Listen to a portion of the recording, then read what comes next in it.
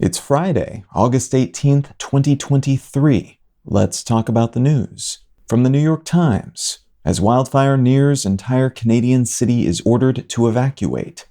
Residents of Yellowknife, a city of about 20,000 people in the Northwest Territories in Canada, have been told to leave by Friday afternoon due to the threat of wildfires creeping toward the area. Firefighters have had trouble containing a fire located just outside the territorial capital, so local leaders decided to start a phased evacuation early, following the evacuations of other nearby communities, to avoid slowdowns on southbound roads and the possibility of the fire consuming those roads before folks have the chance to leave. About 1,000 wildfires are still active across Canada in what has become, by far, the worst wildfire season the country has ever seen by many metrics.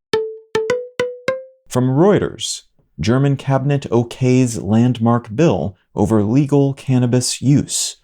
Germany's cabinet has passed a bill that legalizes the recreational use and cultivation of marijuana in the country, which would allow adults to grow up to 3 plants, possess up to 25 grams, which is just under 0.9 ounces of the drug, and join non-profit cannabis clubs through which they would also be able to acquire such products. This legislation still has to pass Parliament before it's implemented, and though it's been argued that legalization would help crack down on a violence-tinged black market and would protect customers who don't know what they're getting when they buy this drug via illicit sources, the bill is still quite contentious, and as tends to be the case when such laws are proposed anywhere in the world, the main argument against it are that it could lead to an increase in drug use, this and other drugs, and that it would create more work for the government, which would need to regulate all the goings-on within a space that's currently, aside from law enforcement, very hands-off. If it does go through, Germany would become the first major European economy to legalize marijuana, though Malta became the first European entity of any size to do so in late 2021.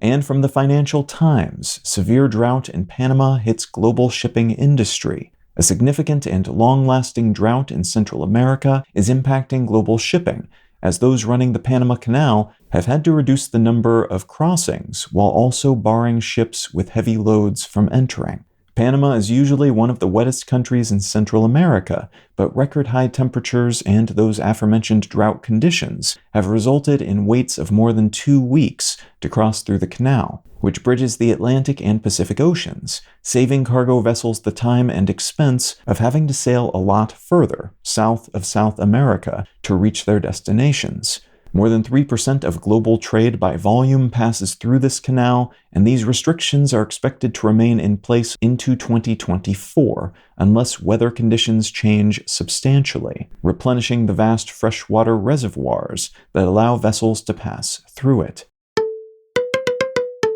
If you're finding some value in one-sentence news, consider leaving a quick review wherever you get your podcasts and/or sharing the show with a friend. You can find out more about this show or subscribe to the email version at onesentencenews.com, and you can support this and other related projects, like the Let's Know Things and Brain Lenses podcasts at understandery.com.